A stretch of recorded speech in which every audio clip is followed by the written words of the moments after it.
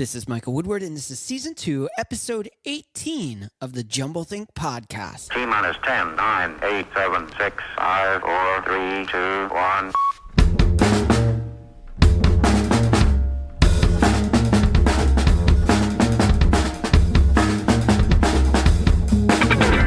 Welcome to the Jumblethink Podcast. We explore the ideas and dreams behind some of the leading entrepreneurs from around the world.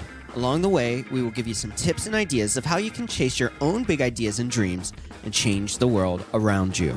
Our guest on today's episode is Terry Ogburn. More about Terry in a moment. Our guest on Thursday's episode is Matt Theriault. Here is a sneak peek of Thursday's episode. Matt Theriault is my name. Theriault rhymes with stereo, if you drop the S.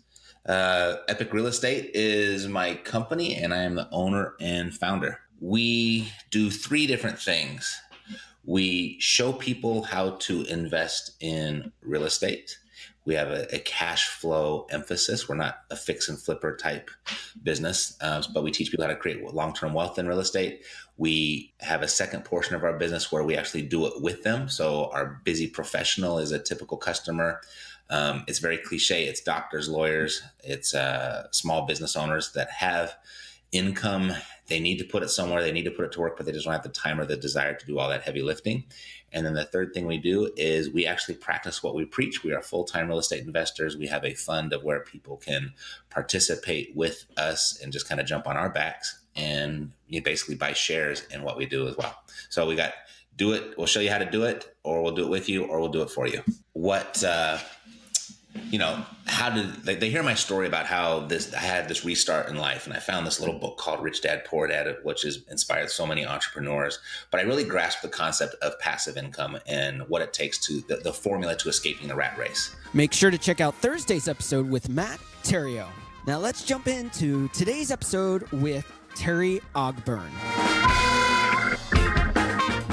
Hey there, welcome to the Jumblethink Podcast. My name is Michael Woodward, and I am your host. Super excited to have you along for today's episode. Our guest is Terry Ogburn. It's going to be a lot of fun. Before we jump into learning a little bit more about Terry, I wanted to take a moment and pause and remind you, wherever you're listening to this podcast, whether it's iTunes, Stitcher, SoundCloud, Spotify, wherever you're listening to this podcast, take a moment and click that subscribe button, check out our past episodes, and make sure you never miss another great episode. We have some great guests coming up, so click that subscribe button right now and get connected with the Jumblethink Podcast wherever you're listening. Now let's take a moment and learn a little bit more about Terry Ogburn. My name is Terry Ogburn. The business name is Ogburn's Business Solutions.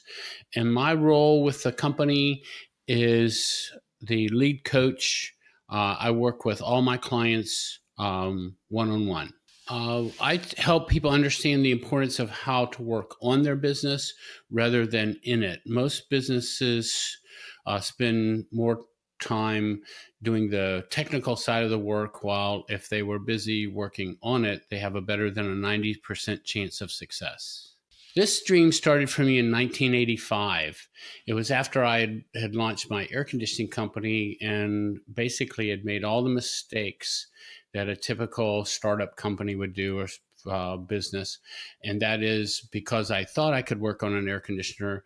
I thought I knew how to run an air conditioning business. And when I realized that there was so much to it, in 1985, I decided to start helping small businesses understand the importance of putting infrastructures together, protocols, operation manuals, things like that. I engage with my client, like I said earlier, I'm with them hands-on, I'm there. But I've labeled myself as a business development person, meaning that I contribute to the bottom line of the business. I make sure that the companies are making money. And when you walk away getting a company to, like one of my clients is, he joined the Captain Circle first year by selling the most boats in his region. That's joy to me, because when you can help others be successful and achieve their dreams based on where they started with reality, it just sends a good feeling out into the universe, good energy. One of the challenges that I'm working on right now is branding myself as the business development guru. Most people who do what I do are more of a consultant or a coach, although I provide those types of services. My goal is to teach people how to work on their business by creating infrastructure, getting them funding they need, get everything they need up front before they start the task. The next big goal I have for my business is create an arm or an educational component that I can teach individuals how to become CEOs. There's no classes for that. There's no schools for that, but you can be taught how to become a CEO. There are three different categories. There's entrepreneur, there's CEO, and there's business owner. And all three of those titles have totally different responsibilities and roles.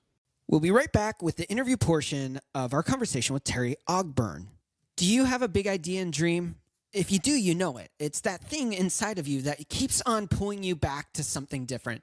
Maybe it's that nagging urge that you should move on from your job and take the adventure into the unknown. Maybe it's that startup idea you had to do something to change the world. Or maybe it's a message or company you want to start that's going to change the people around you.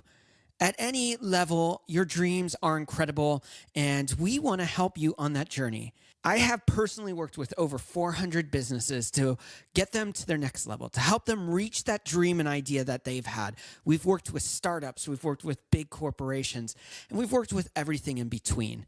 We would love to be part of your journey, and it's easy to start the conversation. Head on over to jumblethink.com and drop us a note through our contact page. We would love to start the conversation. You can also connect with us through our social channels, Facebook, Instagram, Twitter, and LinkedIn. We'd love to start the conversation. So again, swing on over to jumblethink.com or your favorite social media channel, drop us a note, and let's start the conversation so you stop dreaming and start living the big idea you have. Now let's jump into our interview with Terry Ogburn. Terry, I am super excited to have you on the podcast. Thanks for taking time out to give us some insights into your world. Well, and thank you, Mike, for having me too. It's a pleasure to be on your show. So, Terry, you have a really cool story of how you got into the world of business. Back in the late 70s, early 80s, you ended up starting your own business. Can you tell us a little bit about that journey of starting the air conditioning business and what that was like? Sure. It started by me getting fired out of the car business. Okay. I was considered to be one of the probably one of the top 5 in the company, definitely in the top 2 in most circles. And I applied for a job as a sales manager for another company, and my boss found out about it, and he didn't like that, so he decided to fire me. So there I found myself with no car, no truck, living in an apartment complex going condos, and inside that furnace room, inside each condo, the furnace room had a broken furnace duct, and I could fix that duct. It was where they'd worked on duct heaters. Yeah. So I figured I could fix that for like $15 a piece, 264 units. It's $4,000. I wouldn't have to go far, do much. And so that's what I did. And so as people would come in and buy their units, I'd show that to them and I'd pick up a few extra dollars. Well, one of the guys that bought a condo there was Jim Foxworthy. And Jim was the regional president for IBM. Okay. So he was my first mentor. So he's the one that told me to start, how to market myself and how to do some things, just kind of helped me, spurred me along a little bit. And so then my ambition took over, and then I started getting jobs and I started getting trucks, and I shouldn't have ever got anywhere in this business starting that late in Florida in 1979.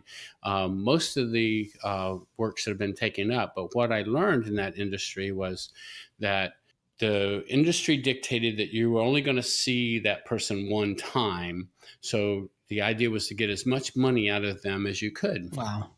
So all I did really, Mike, was I started putting systems in place like price books and not gouging people and developing customer service and rapport, training my people to be better at talking instead of technical jargon, put your real person hat on, treat yourself as the customer. I had incentives like $5 for every thank you letter you got, spiffed them, did everything I could to help them realize the importance of a customer. When I sold the business to my employees 10 years later, I had over 7,000 customers that had been doing business with me for 3 years or longer. Wow. And that's how I factored my business. Wow. So it sounds like the key to your success in that season was understanding the long-term value of a customer versus the short-term easy money that a lot of people in your industry or that specific industry were doing at the time. I do. Yeah. And I developed a little thing that I say, find them, keep them, and get them to spend more money. Okay. When I write an organizational chart for a company, that organizational chart is designed upside down, meaning the customer is the boss. Okay. And then the frontline people, they're the ones that you empower to make sure that you can solve as many of the customer's problems as they can without involving the middle management people. Middle management people, your office managers and responsibilities of that, they should be working on the business from a training concept, making sure that all the training is done, making sure everybody is well versed in what they're supposed to be doing. And that leaves the upper management people to focus on the vision, focusing on where the dreams are of the company, where the company would like to be in a 5-year down the road, 3-year, 1-year type concept. Yeah, absolutely. And I love that. I think that it's so difficult to sometimes understand how you can put an organization together and the goals and how you want to get from being that person with an idea into a person that actually has a sustainable business. That's such an interesting journey that I think a lot of people in the entrepreneur world, when they, or people that have a business they want to start, they don't know what that looks like going into it. Well, the first thing that starting a business, and one of the things that I promote heavily, is design the business on paper before you ever start to go out and get sales. Have everything mapped out exactly how everything's going to flow. Okay. Well, and I think that's beautiful. I love that, how you worded that, design the business on paper. And I love how a lot of people go, I'm good at, just like you were, I can fix this. So I'm going to go create a business around it. And then they don't realize that there are all these other pieces of creating a business, whether it's the marketing piece, whether it's the employees part or the accounting. How can entrepreneurs or people with big ideas really start out and learn the things that they don't know in their journey of designing the business on paper? How can they really start creating that strategy early on so that they create something of value, that they see the full picture honestly, and for the dark spaces or the blank spaces that they don't know to see? Well, big companies, when you should pattern yourself. I don't care how small your company is. It could be just a one-man operation or 5 people or whatever. But design your company around people that are already successful. Okay.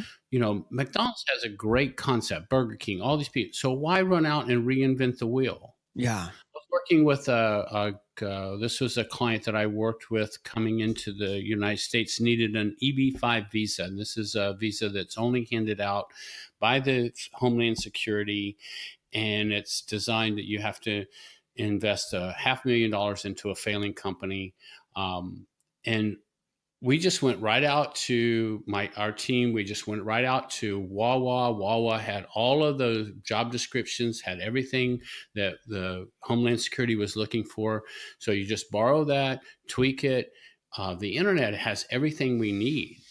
And just like you alluded to a minute ago, you have one person, but there is bills to be paid, monies to come in, marketing, all kinds of things. So identify the roles and responsibilities of people who are going to be in your business, and then go out and find out what they're supposed to do, and then tailor those roles and responsibilities to yourself, to your personality or your situation.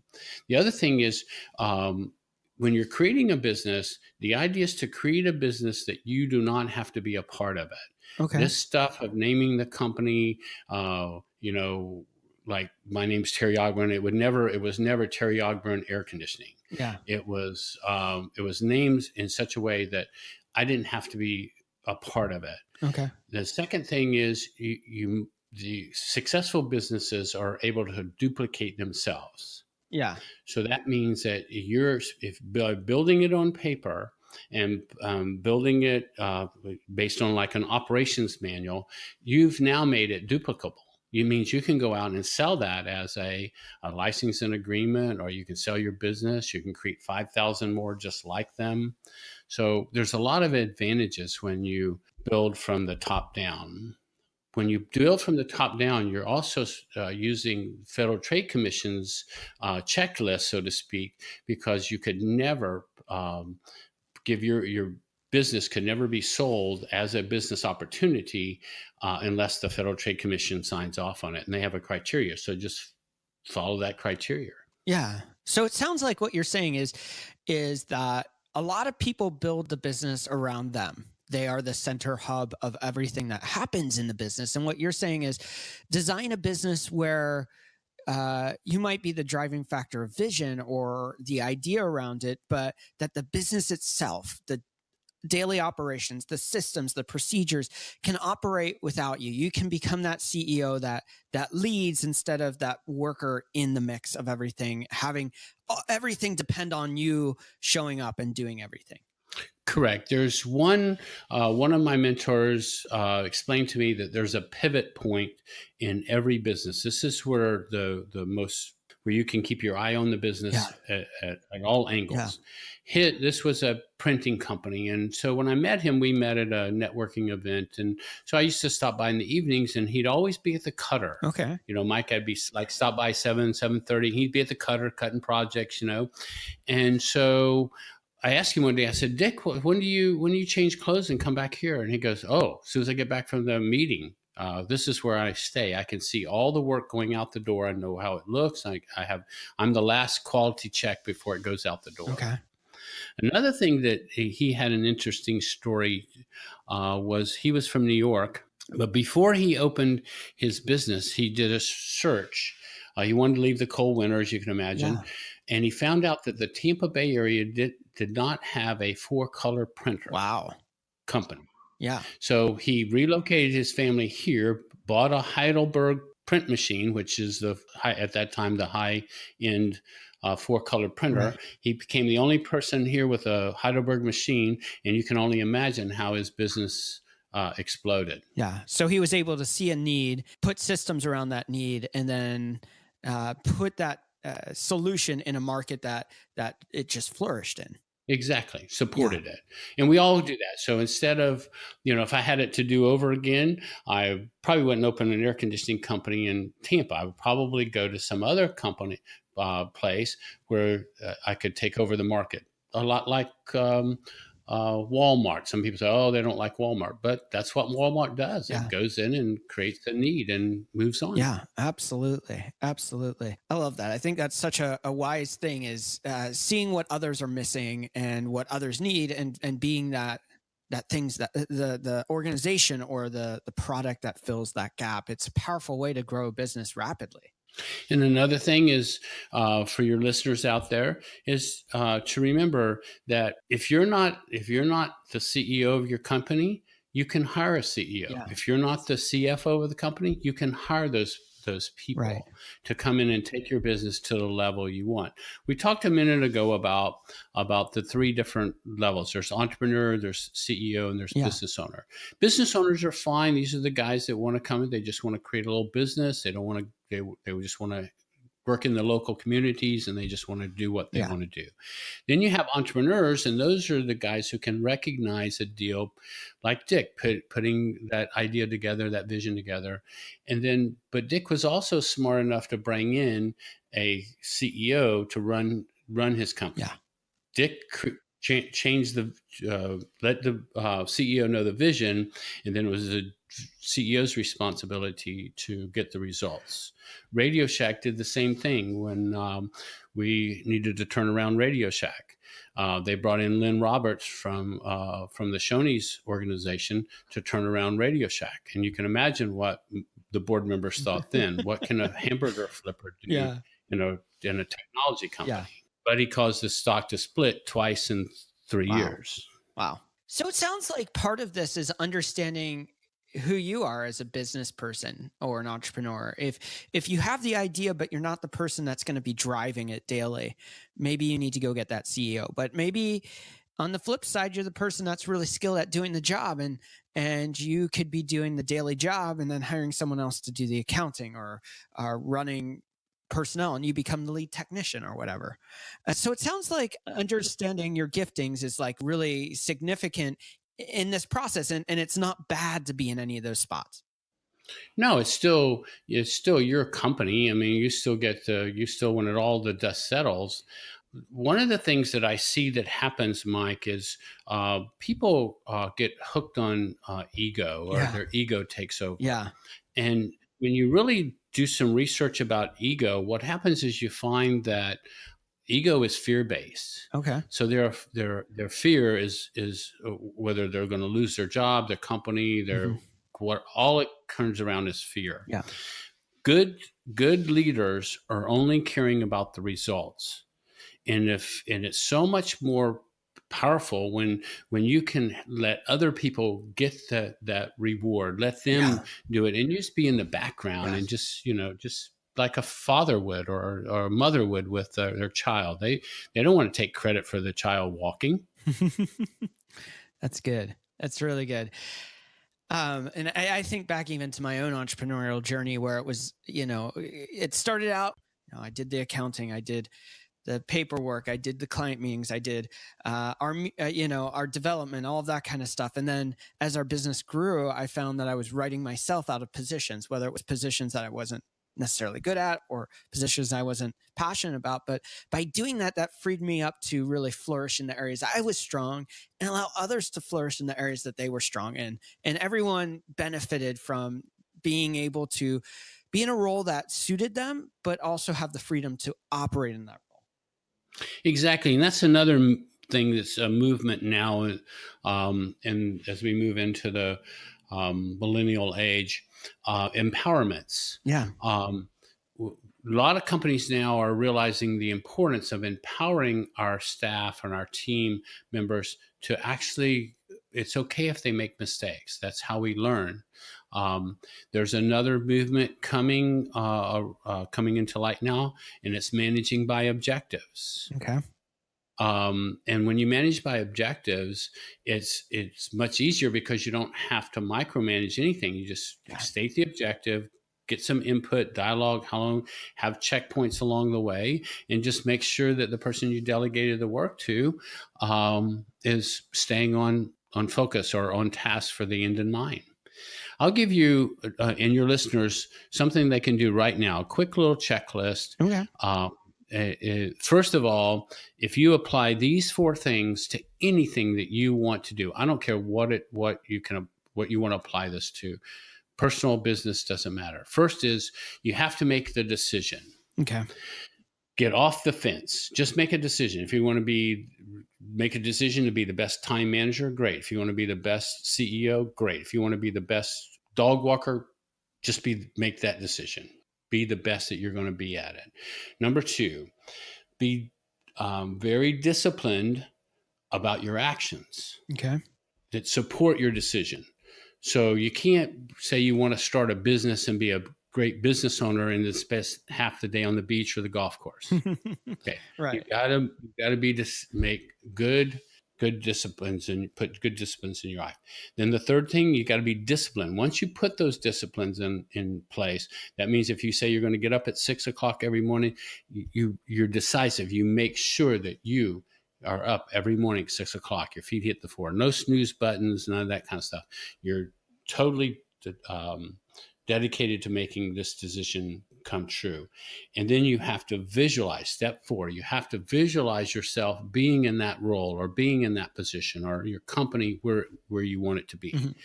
We think in pictures. So you might as well go ahead and get the pictures that you want. If you build a small little business, if you're building a building, make a little building out of it, whatever it takes to make sure that your vision coincides with the decision that you make.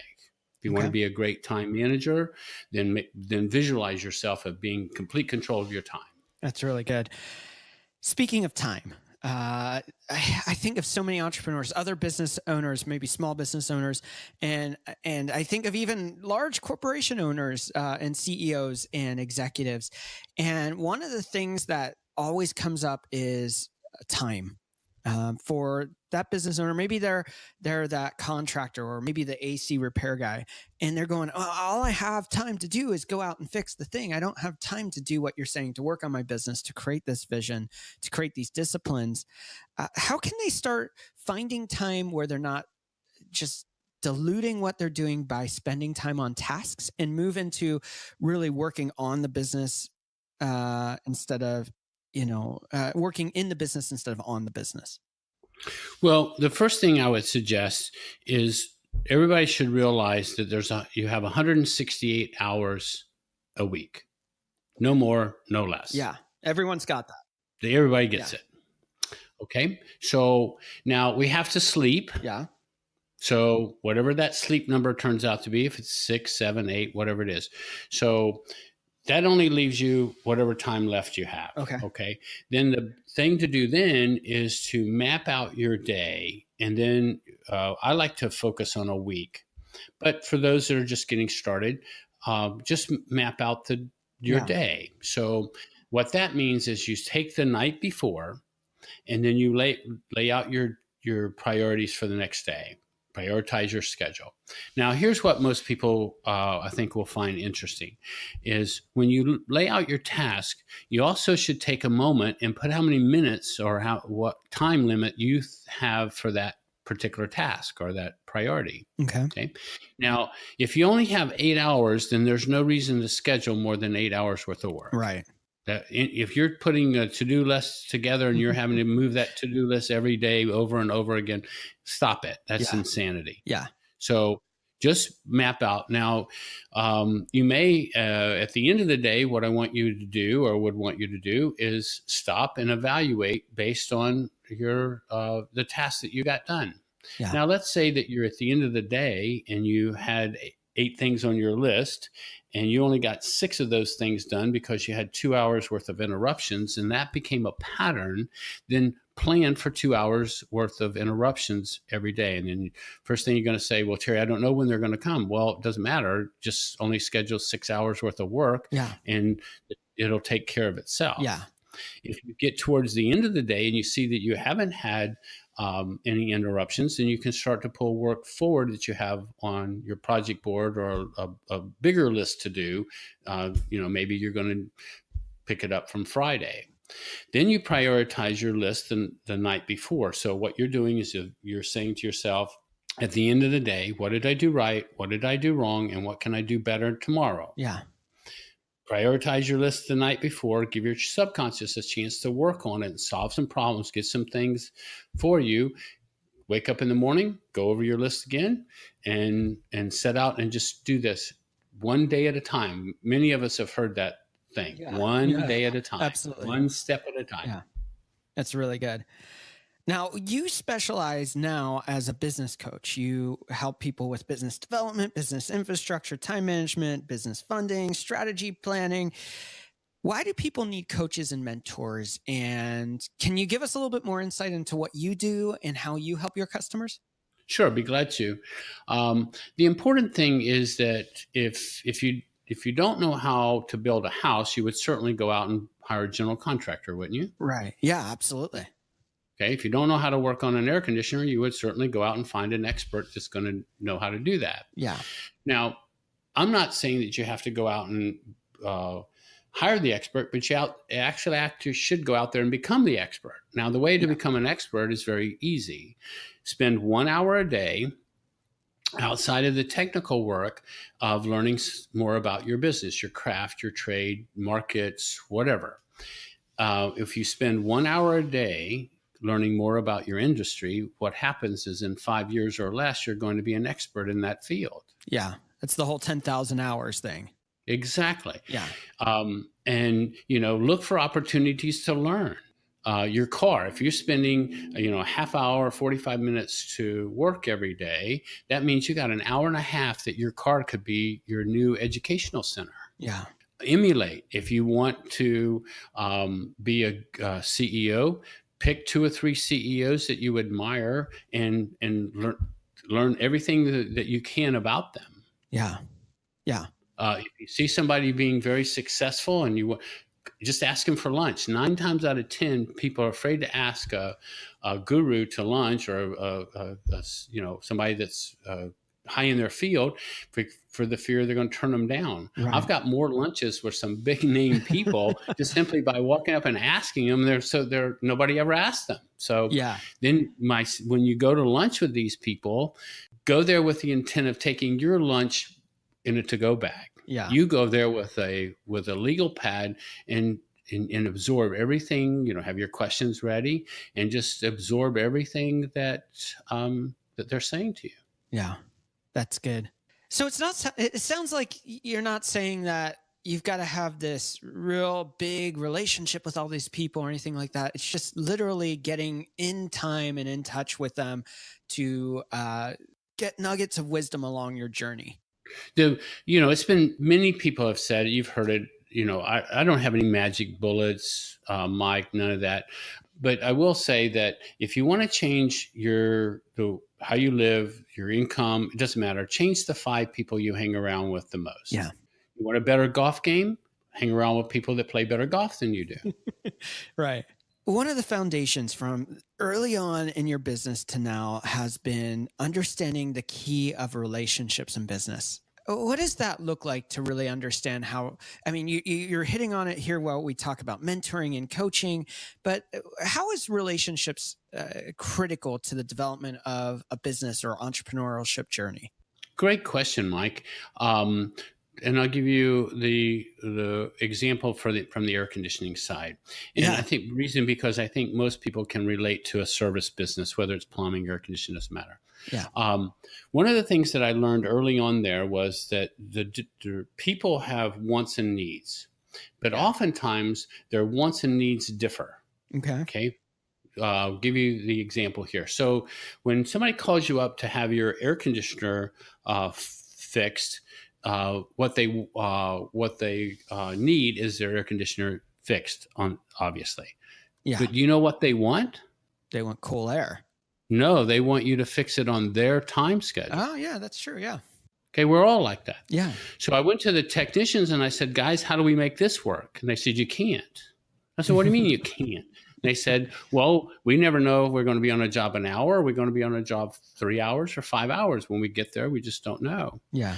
And I said, well, I can fix that. Yeah. So how I fixed that was I took the control out of the technician's hands. I put it in a dispatcher's hands. They were allowed to go to diagnose the machine, and if they could fix it within an hour, that was their job. If they couldn't fix it within the hour, then their responsibility was to ask you, the homeowner, when would you like, it's a 3-hour job. It's going to take us 3 hours. When would you like us to do it? Yeah. Can you do it right now? Sure. Let me call in and get permission. Yeah. Or, man, if you could come back when my wife is here, she's going to be home from picking up the kids. And if you could be here, anytime after 3:00, I need to jet and get back to work. Yeah. So we would just coordinate that with the office, and the same guy might not be the same person that came back and fixed your equipment. And how I solved that problem was, no matter how, if you sold the job, then you got a percentage for the rest of the life of that client. Yeah, that's great insight there. I never thought of that, because if I am coming home to deal with something off of a work day, I may not want to sit there for the next 3 hours when in an hour or 2 hours or 3 hours, my wife or somebody's going to be there and available to babysit the house while you're doing the work. That's great insight. Yeah, you can call you can call an in-law. There's somebody usually living 10 miles with radius of where you are. Yeah. And the other thing that we did was we guaranteed you that we would be there within a 2-hour window. Wow. So you could book from 8 to 10, 9 to 11. And now remember, this was in the late 70s and early 80s. Right. No one was doing stuff like that. No, we were way ahead of our time. Yeah. Another thing that I am very proud that idea to come up with, this is also when call forwarding was just starting to come about. Okay. So what I wanted was I wanted the appearance that I had 8 Yeah. locations. So what I did was I found 8 of my friends that had homes in the area of the phone numbers that I wanted, the prefixes that I wanted. Hmm. And so I talked them into letting me have a jack dropped in their house, and I would go and program the phone over to my office. Yeah.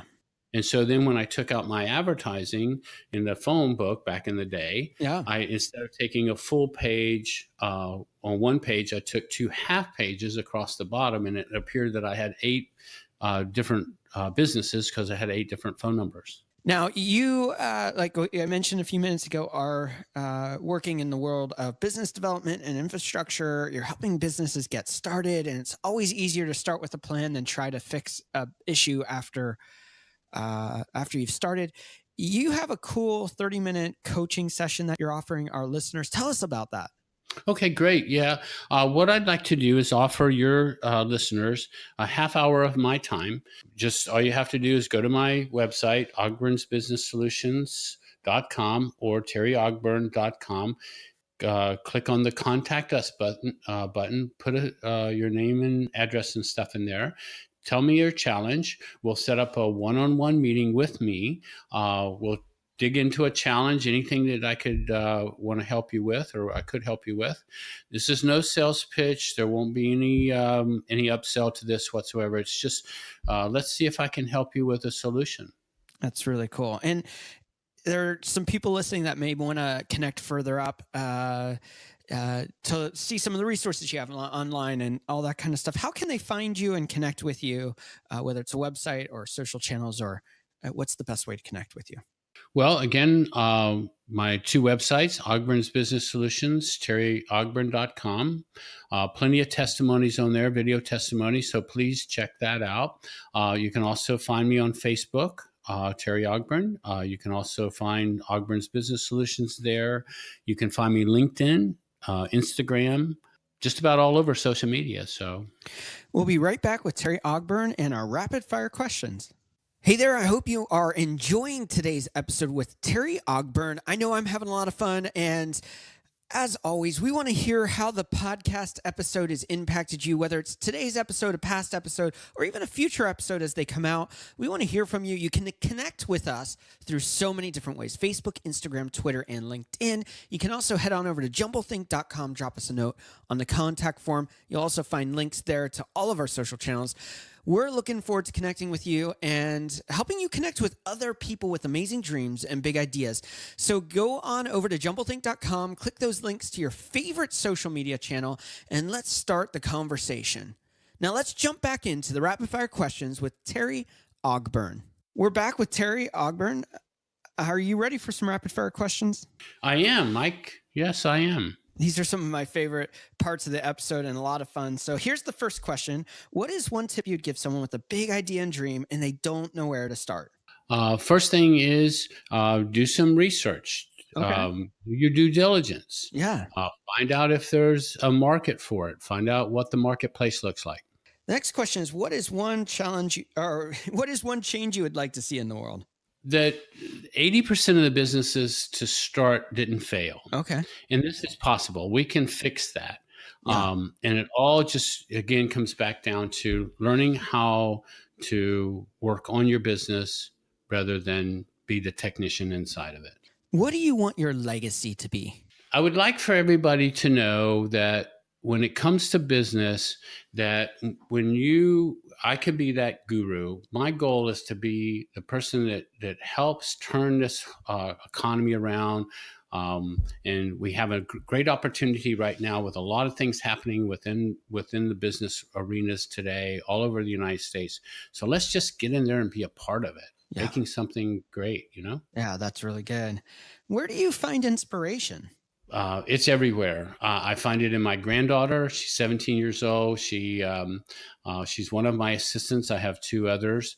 And she told me the other day, she said, "Granddaddy, I am so glad that I am your executive assistant." Oh, that's really cool. And she's 17 years old. And, when she tells all her little friends, well, I'm my granddaddy's assistant. That's very cool. Now, I know that you are a reader. I know that you've read some incredible books. What is one book you think every dreamer and entrepreneur should read, and why? The book is Think and Grow Rich. It's an Yeah. old, it's a book that was written at the turn of the century.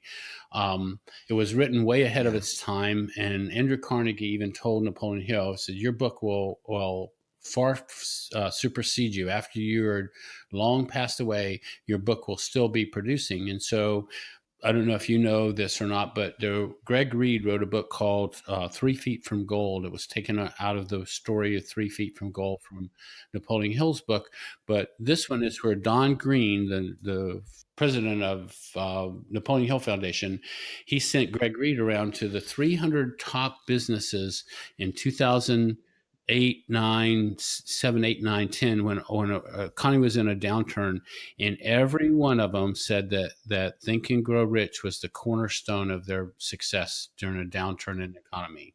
Now, the other thing I would suggest too, that when you're reading these self-help books and these books, slow down. Yeah. Read a chapter, implement the chapter. Then when that chapter's been implemented, then go to the second chapter. Okay. Take your time. I read Think and Grow Rich at least once a year. Okay. I have it on tape. I have it on books, several different books. But every time you read it, it gives you more. I think that's so powerful. It's easy to read through a book and just want to get through it so you can get to the next book, but it's really powerful when you can sit down and digest what you're going through and really put some practical action to what you're reading and what you're experiencing through that book. So it's really great advice. One quick thing, Mike, when you're in his book, he's got 6 steps. Yeah. And it talks about the method to riches. So you put these 6 steps in place. And what happens is when you do, like you just said, take that section, you do those 6 steps, and then you realize that those steps work.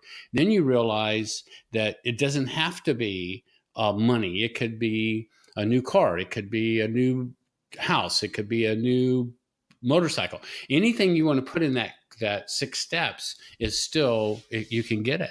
Yeah, that's good. What is one tool that is significant for the success of your business? Best tool that I have for my business is GoToMeeting.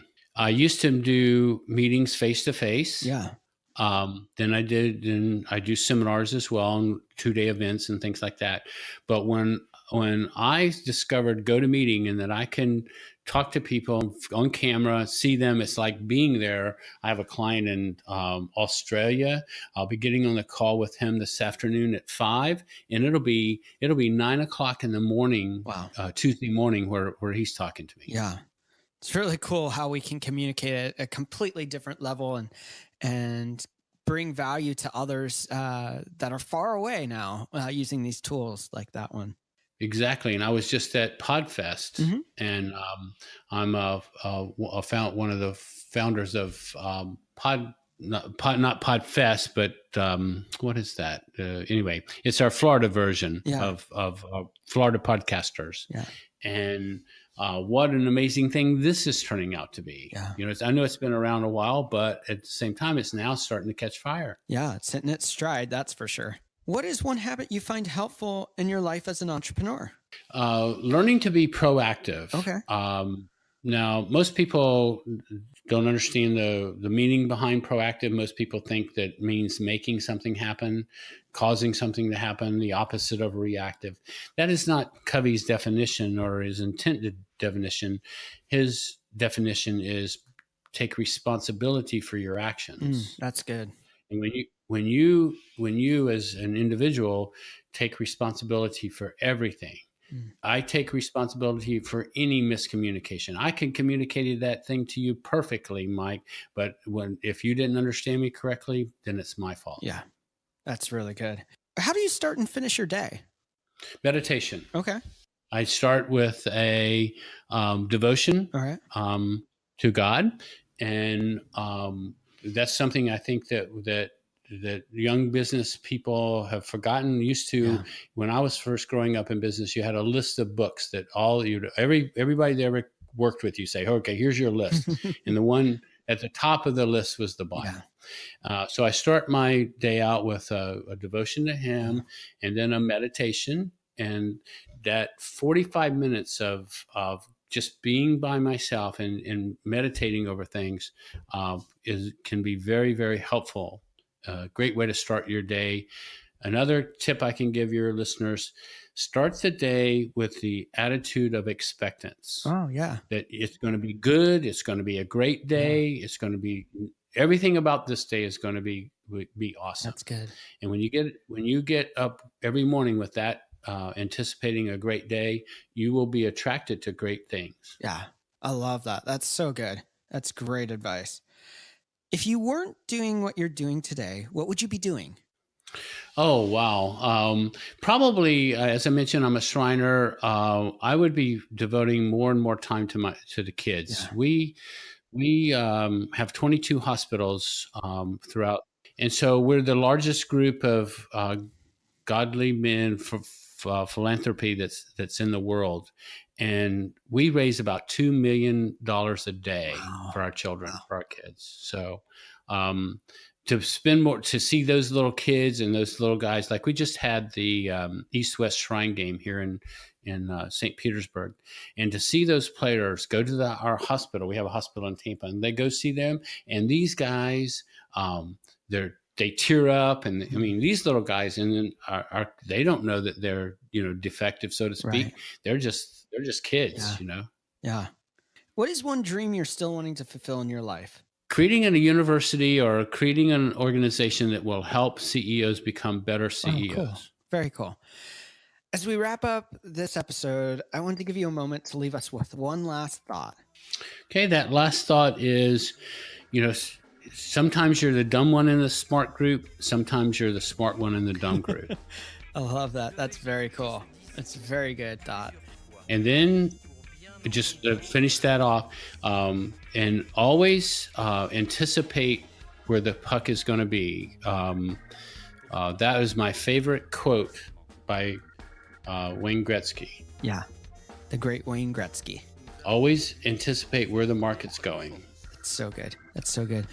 Terry, thanks for taking time out to give us some insights into your world and tons of nuggets of wisdom. I really appreciate it. I know our listeners do too. Well, thank you so much again for having me on your show, Mike. Once again, we want to thank Terry Ogburn for taking time out, sharing his story, and giving us some amazing insights into the world of business coaching and the larger picture of how you can successfully start your own entrepreneurial journey. On our next episode, our guest is Matt Theriault. It's going to be a lot of fun, so make sure to check that out this Thursday. Thanks again for tuning into today's episode. I hope it's encouraged you on your journey to chase that big idea and dream. If you need some help along the way, we'd love to help you. Swing on over to jumblethink.com, drop us a note. And I want to leave you with this one last thought. The great Maya Angelou once said, "Nothing will work unless you do." Now, if you have a dream, I want to encourage you. Get out there and start doing something small, something big. No matter what it is, do something to move that big idea and dream forward. Thanks again for tuning in, and until next time, go chase that big idea and dream and change the world around you.